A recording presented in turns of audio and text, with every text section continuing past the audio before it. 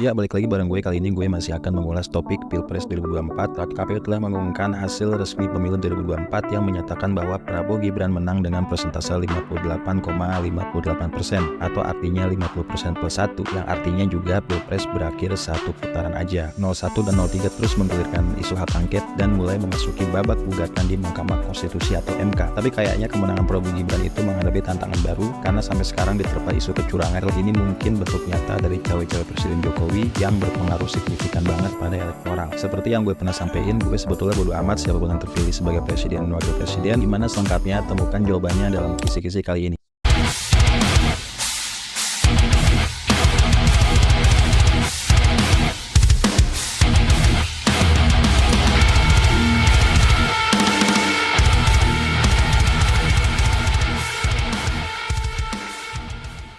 Untuk kali ini gue mau kasih catatan begini. Pertama, cawe-cawe Jokowi nyata. Sebagaimana yang banyak diulas media, salah satunya Tempo dan Bocor Alus Politik, dugaan pengerahan aparat, kades-kades, termasuk penggelontoran bansos atau gentong babi yang gak kira-kira, bahkan katanya angkanya fantastis. Itu kata Tempo yang ulang-ulang seperti kaset kusut. Politisi P3, Gus Romi sampai bikin candaan yang bilang monyet kalau dimodalin bansos 492 triliun rupiah bisa jadi presiden, apalagi manusia.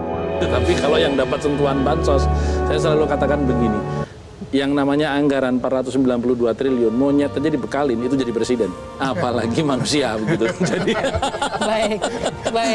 Nah, disinilah Jokowi efek bekerja. Kemenangan Prabowo Gibran tak lain dan tak bukan adalah kemenangan Jokowi. Ya, sebagai seorang politisi, bagi gue Jokowi sangat ulung dan piawai. Terbukti berbagai simpul politik dibikin gak berkutik menghadapi langkah-langkah Jokowi. Gak artinya bansos yang dalam tanda petik atau dianggap publik disalahgunakan ini berhasil sukses mengerek suara Prabowo Gibran. Apa kita kondisi yang terstruktur, sistematis dan masif menurut banyak pihak dari hulu ke hilir membuat suara Prabowo Gibran jumbo. New York Times pernah bikin artikel yang memperkirakan suara Prabowo itu cuma sekitar 46%. Kelas media kredibel begini kan gak mungkin ngasal ucapin data, ya nggak? Ini mungkin politik sebagai politik yang punya sisi gelap sehingga menggoda siapapun untuk melakukan apapun. Nah, inilah mungkin tepat jika disebut sebagai gaya politik Machiavellian. Apapun dilakukan yang penting menang. Yang kedua, anomali atau keganjilan. Gue lebih milih pakai bahasa keganjilan atau ketidaknormalan daripada kecurangan, biar lebih halus lah ya. Gak lama setelah masa pencoblosan, mengikuti update quick count, berbagai pihak munculkan narasi keganjilan, terutama di tim ses paslon 03. Sampai konten ini dibikin, lu mungkin gampang banget dapetin video atau berita yang berseliweran di grup-grup WA atau medsos yang menunjukkan indikasi keganjilan. Misal yang alasannya salah input suara di TPS yang menggelembungkan suara 02. Tapi lucunya, ngatrol angkanya nggak kira-kira sampai ribuan malahan, padahal per TPS paling 300 suara. Tapi buat buktiin dugaan anomali ini ya nggak gampang, karena tim ses atau relawan paslon lain menghadapi tantangan psikologis yang gak mudah. Kalau toh nantinya dibawa ke MK, kayaknya bakal berat seperti yang udah-udah yang susah mengubah keadaan. Nyambung dengan kecurigaan publik pada Sirekap KPU yang angkanya gak sinkron. Bahkan ada yang menduga algoritma sistem KPU di setup untuk memenangkan paslon tertentu. Yang bikin gue heran lagi, situs pemilu2024.kpu.go.id tersambung dengan IP address Zhenjiang Taobao Network Co Ltd. Sedangkan situs Sirekap web.kpu.go.id yang dipakai KPPS input data suara nyambung ke IP address 170.33.13 atau alamat website kepunyaan Alibaba Cloud Singapura. Alibaba Cloud ini perusahaan komputasi awan di bawah naungan Alibaba Group yang bergerak di bidang layanan komputasi awan buat bisnis daring dan ekosistem perdagangan elektronik. Keterangan itu mudah lo temukan di banyak media mainstream. Kalau ini benar, kok bisa-bisanya data sepenting ini bisa ngendap di perusahaan swasta di luar negeri? Rugi bandar dong kita. Artinya kedaulatan informasi kita udah telanjang banget itu di kantong negara lain. 3. Pentingnya menegakkan demokrasi dan keadilan pemilu. Gue ulang lagi nih ya pernyataan gue nggak peduli siapa yang jadi presiden dan wakil presiden, apapun hasilnya, termasuk yang akhirnya 02 yang menang, seluruh pihak harus menerimanya dengan legowo. Ya karena realitas politik emang begini, taktik dan strategi biasa-biasa aja diterapkan untuk merebut kekuasaan, dan biasanya isu kecurangan akhirnya jadi sulit dibuktikan. Atau bisa jadi semua kubu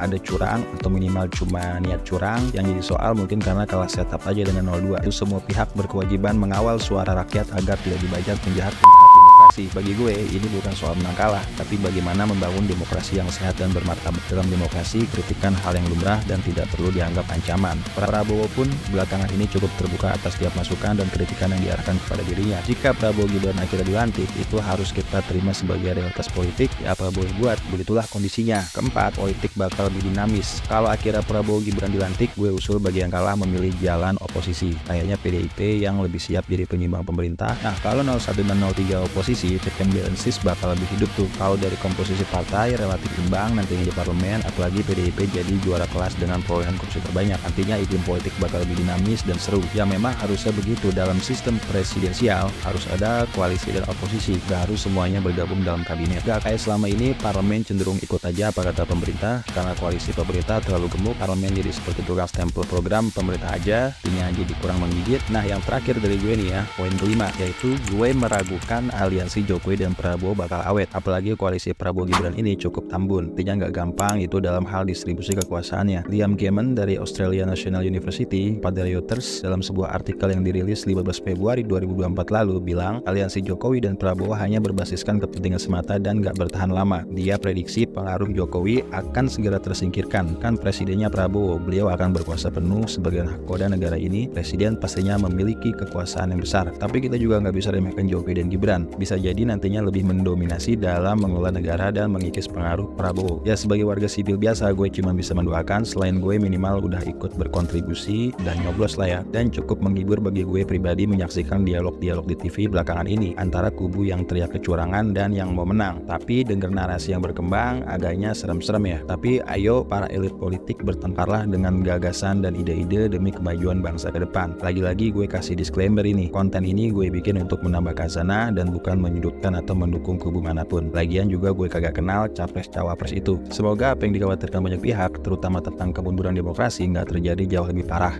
Dan Indonesia bisa terus tumbuh jadi negara maju yang mampu mensejahterakan rakyatnya. Kalau Prabowo Gibran dilantik, kita kasih kesempatan mereka untuk memimpin republik ini. Dan gak ada salahnya kita ucapkan selamat kepada Prabowo Gibran yang berdasarkan hasil resmi KPU dinyatakan menang.